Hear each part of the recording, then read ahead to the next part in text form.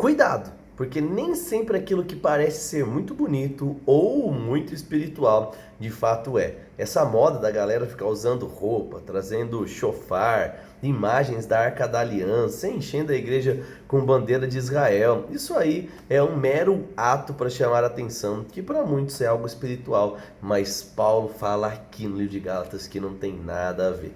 Lembra que o evangelho que foi revelado por Cristo para Paulo é um evangelho, querido, que está acima da lei, é um evangelho de uma outra aliança, como mesmo Hebreus já diz, e a gente vai ver aqui em Gálatas, essa aliança que apontava para Cristo, ela finda em Cristo e começa agora uma nova aliança. Mas fica tranquilo que a gente está aprendendo isso capítulo por capítulo, e hoje a gente vai para Gálatas, capítulo de número 3. Então, se você é novo aqui, se inscreve, deixa o like, ativa o sininho para você ser avisado. Então, todo dia nós estamos com vídeo novo. Aumenta o som, pega a sua Bíblia e bora para a leitura.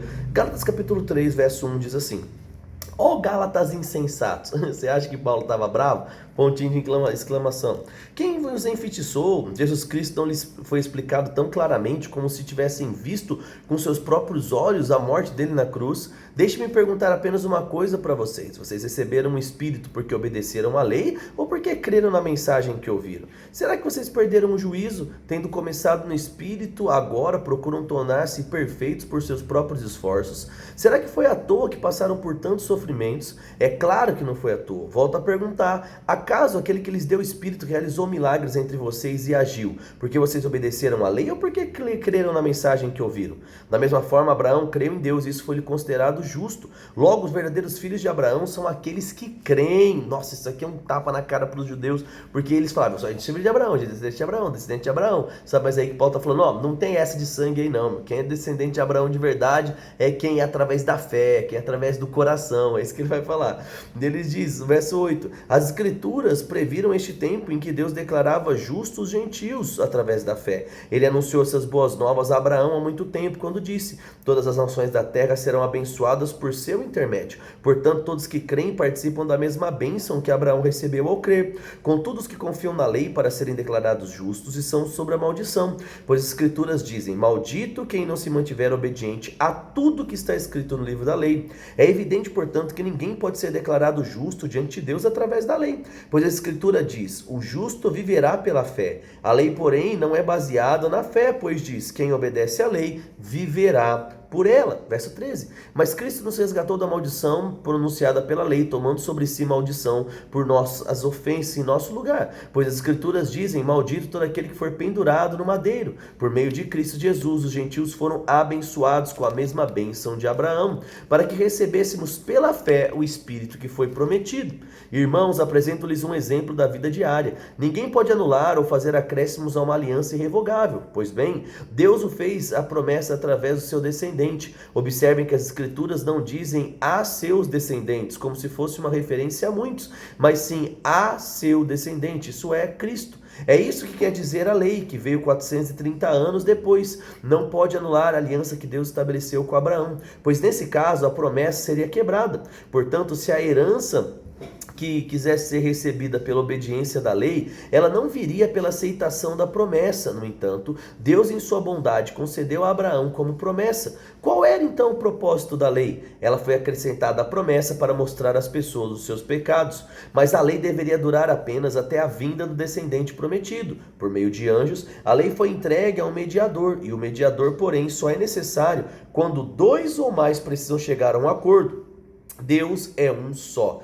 Existe, portanto, algum conflito entre a lei e as promessas de Deus? De maneira alguma. Se a lei fosse capaz de nos conceder nova vida, seríamos declarados justos pela obediência a ela. Mas as Escrituras afirmam que somos todos prisioneiros do pecado, de modo que, se nós cremos, recebemos a promessa para a libertação apenas através da fé em Cristo Jesus. Verso 23. Antes que o caminho da fé se tornasse disponível, fomos colocados sob custódia da lei, mantidos sob a guarda até que essa fé fosse revelada. Em outras palavras, a lei foi nosso guardião até a vinda de Cristo. Ela nos protegeu até que por meio da fé pudéssemos ser declarados justos. Agora que veio o caminho da fé, não precisamos mais da lei como guardião, pois todos vocês são filhos de Deus através da fé em Cristo Jesus. Todos que foram unidos em Cristo no batismo se revestiram de Cristo. Não há mais judeu, nem gentio, escravo, nem livre, homem, nem mulher, pois todos vocês são um em Cristo Jesus. Agora que pertencem a Cristo, são verdadeiros filhos de Abraão,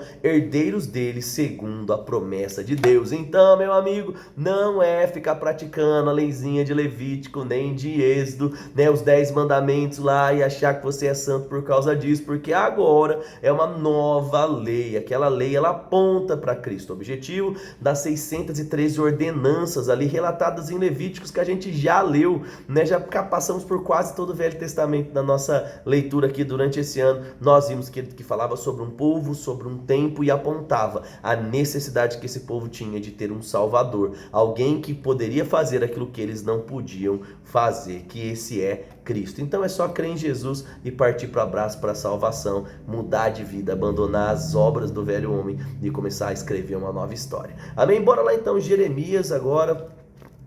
Bora lá, Jeremias capítulo de número 51 e 52.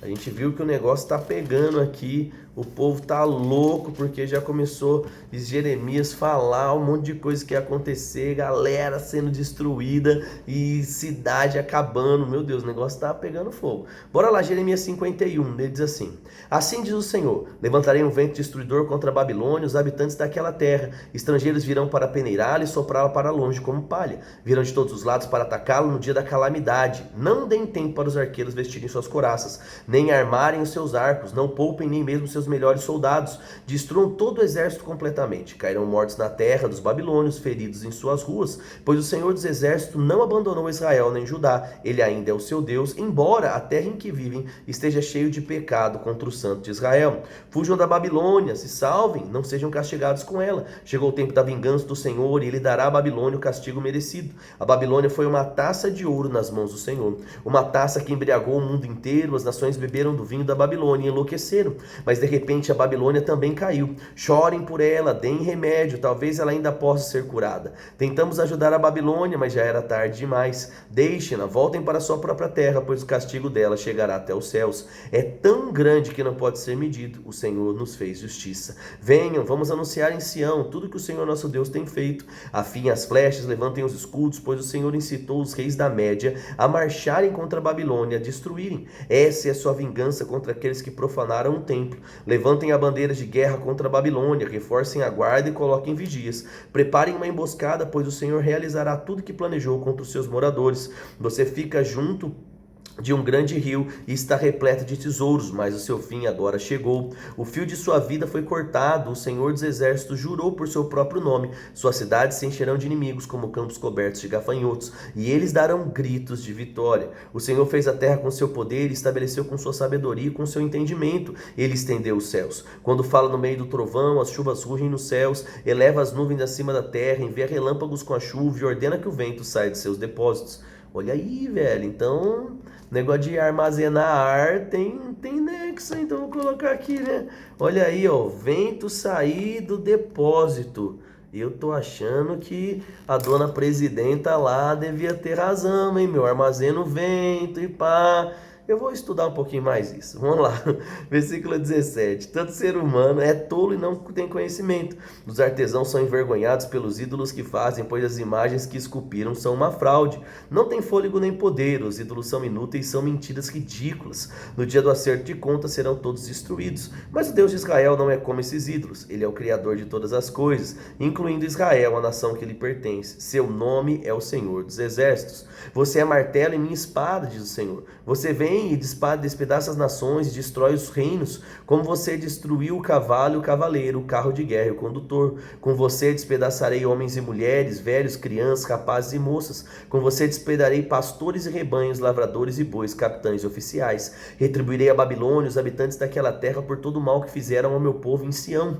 Veja, ó montanha poderosa, destruidora da terra. Sou seu inimigo, diz o Senhor, e levantarei a minha mão contra você, e a derrubarei nas alturas. Quando eu terminar, você não passará de um monte de escombros queimados, nem mesmo suas pedras serão reaproveitadas para outras construções. Ficará completamente arruinada. Levantem uma bandeira para as nações, façam soar o toque de guerra, mobilizem-se todos contra a Babilônia.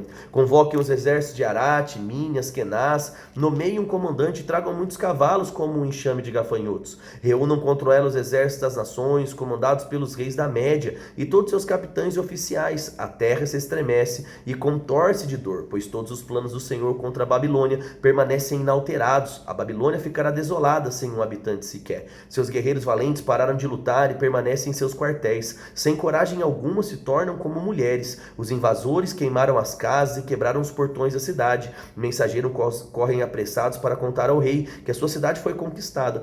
Todas as rotas de fuga estão fechadas, os juncos dos pântanos foram incendiados e o exército está em pânico. Assim diz o Senhor, do Deus de Israel: a Babilônia é como trigo na eira, prestes a ser pisado, e em breve começará a colheita. Nabucodonosor, rei da Babilônia, nos devorou, nos esmagou e nos deixou sem força. Ele nos engoliu como um monstro, encheu o estômago com nossas riquezas e nos vomitou de nossa terra. Que a Babilônia sofra da mesma forma que nos fez sofrer, diz o povo de Sião. Que seus habitantes paguem por terem derramado nosso sangue, diz Jerusalém. Assim diz o Senhor a Jerusalém: defenderei sua causa e os vingarei. Secarei o rio da Babilônia e também suas fontes, e ela se tornará um monte de ruínas. Morada de chacais, será objeto de horror e desprezo. Lugar onde ninguém mais viverá. Seus habitantes rugirão juntos como leões fortes, ressonarão como leãozinhos, e enquanto estiverem inflamados de tanto beber, prepararei para eles outro tipo de banquete. Eu os farei beber até que caiam no sono e nunca mais acordarão, diz o Senhor. Eu os levarei como cordeiros para o matadouro, como carneiros e bodes, como caiu a Babilônia, a grande Babilônia, admirada em toda a terra. Tornou-se objeto de horror entre as nações, o mar se levantou sobre a Babilônia. Ela está coberta de ondas violentas, suas cidades estão em ruínas. É uma terra seca e deserta, onde ninguém vive e por onde ninguém passa. Castigarei Bel, o deus dos babilônios, e farei vomitar tudo que engoliu. As nações não virão mais para adorá-lo, o muro da Babilônia caiu. Saia da Babilônia, meu povo, salvem-se da ira ardente do Senhor. Mas não entrem em pânico, não tenham medo quando ouvirem os primeiros rumores, pois continuarão a chegar rumores ano após ano. Haverá violência na terra, os governantes lutarão uns contra os outros, pois certamente está chegando o dia em que castigarei a Babilônia e todos os seus ídolos, porque sua terra será envergonhada e seus mortos ficarão espalhados nas ruas. Então os céus e a terra se alegrarão, porque no norte virão exércitos destruidores contra a Babilônia, diz o Senhor. Assim a Babilônia matou o povo de Israel, e os outros povos de todo o mundo também seu povo por isso será morto. Verso 50. Saiam todos vocês que escaparam da espada, não fiquem parados, fujam enquanto podem, embora estejam numa terra distante. Lembre-se do Senhor e pensem em seu lar em Jerusalém. Estamos envergonhados, diz o povo, fomos insultados, humilhados, pois estrangeiros profanaram o templo do Senhor. Sim, diz o Senhor, mas está chegando o dia em que destruirei os ídolos da Babilônia. Por toda a terra se ouvirão os gemidos do povo ferido, ainda que a Babilônia chegue até os céus e construa fortalezas poderosas. Enviarei inimigos para destruí-las. Eu, o Senhor, falo. Ouçam gritos que vêm da Babilônia, som de grande destruição daquela terra, pois o Senhor está destruindo a Babilônia e calará a voz estrondosa. Ondas de seus inimigos a atingem como violência. Pela cidade ressoam ruídos da batalha, exércitos destruidores vêm contra a Babilônia. Seus homens valentes agora são capturados. Seus arcos se quebram, suas mãos, pois o Senhor é Deus que dá o justo castigo. Sempre retribui em plena medida. Deixarei embriagados seus líderes e seus lábios, bem como seus capitães, oficiais, guerreiros. Todos cairão no sono e nunca mais acordarão, diz o rei cujo nome é o Senhor dos Exércitos. Assim diz o Senhor: os largos muros da Babilônia serão arrasados, seus grandes portões queimados. Construtores de muitas nações trabalharam em vão, pois a sua obra será destruída pelo fogo. Versículo 59, mas deixa eu tomar uma água antes, mas chupar um sorvete. Bom demais.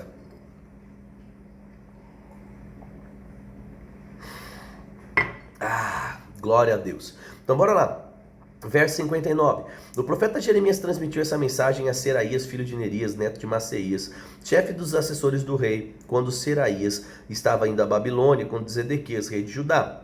Isso aconteceu no 4º ano do reinado de Zedequias. Jeremias havia registrado num rolo todas as calamidades que viriam em breve sobre a Babilônia.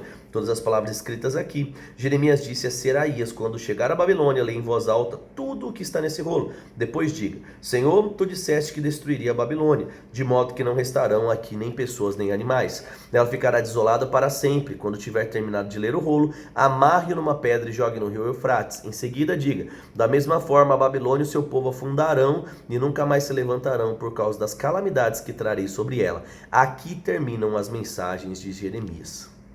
Misericórdia. Bora lá agora, capítulo 52, verso 1. Ele diz: Zedequias tinha 21 anos quando começou a reinar e reinou em Jerusalém por 11 anos. Sua mãe chamava Ramutel, era filha de Jeremias e Libna. Fez o que era mal, meu Deus, de novo.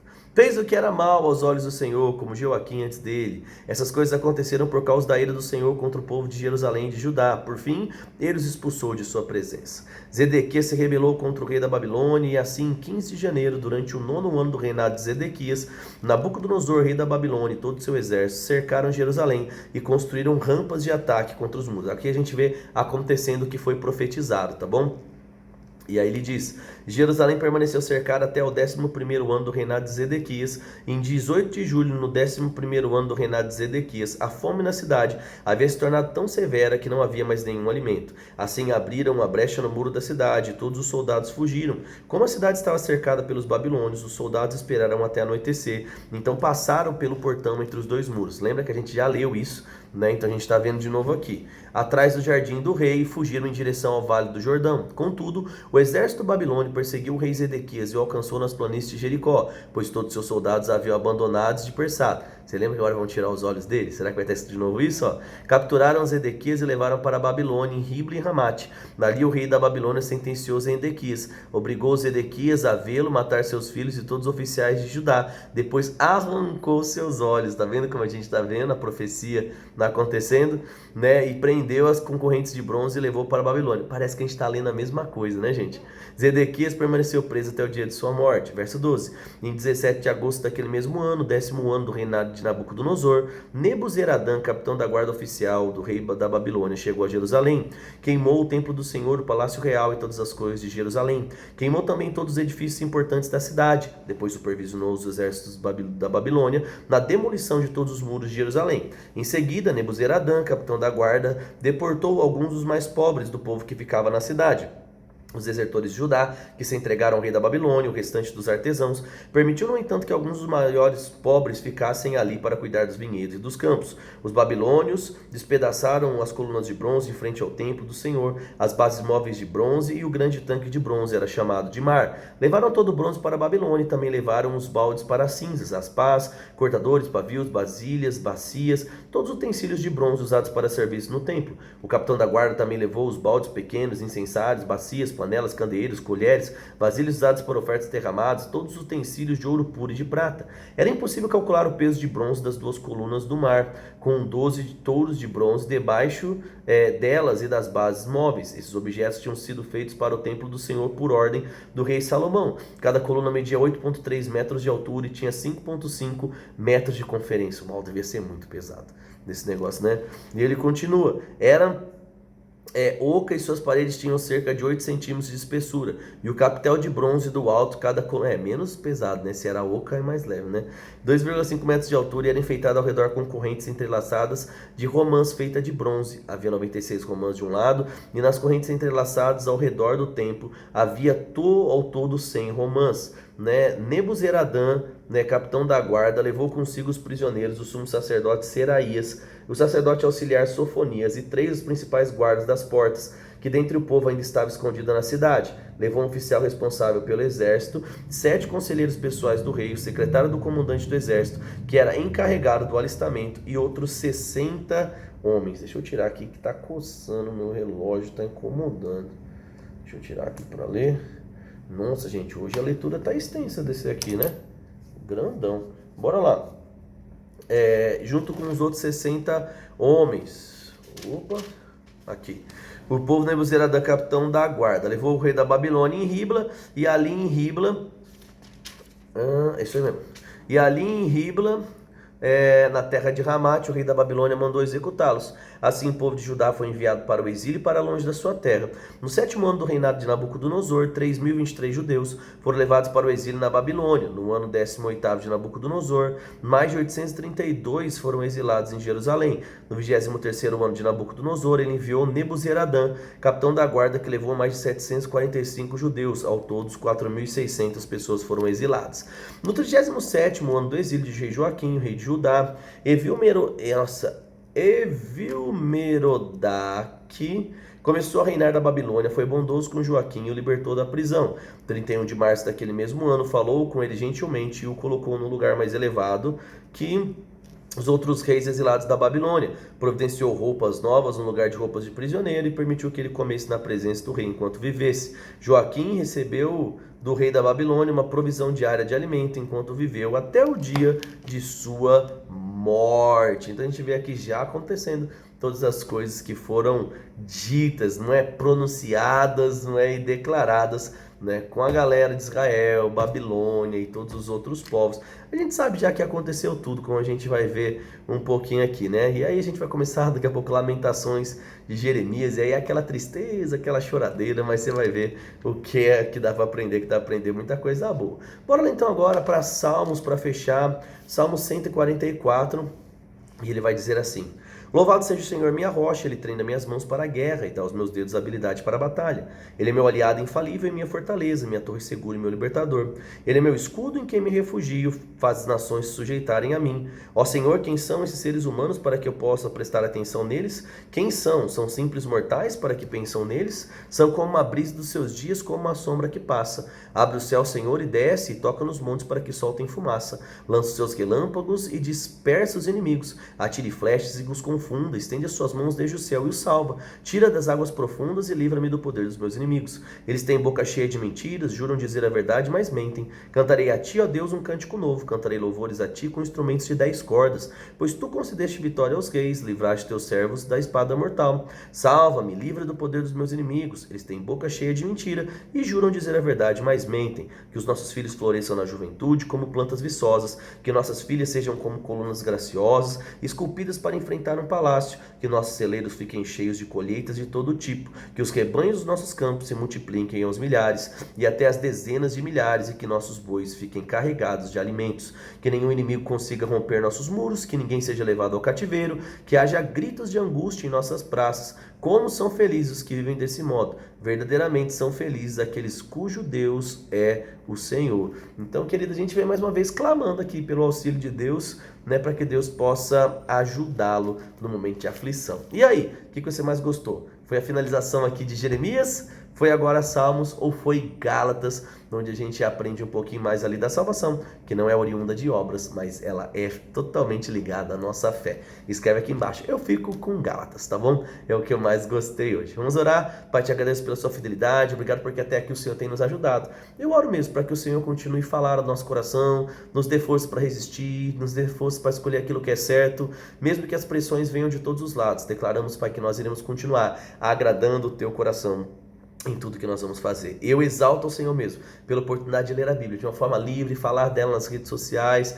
e assim sermos inspirados juntos como uma grande família acima da média. Eu te agradeço por tudo, no nome de Jesus. Amém. Amém, querido. Compartilhe esse vídeo com a pessoa que você ama, alguém que é especial para você. Compartilhe também nos grupos do WhatsApp, Telegram e me segue lá no Instagram, o Leandro Machado. Um grande abraço, espero você. Até amanhã. Um grande abraço e tchau, tchau.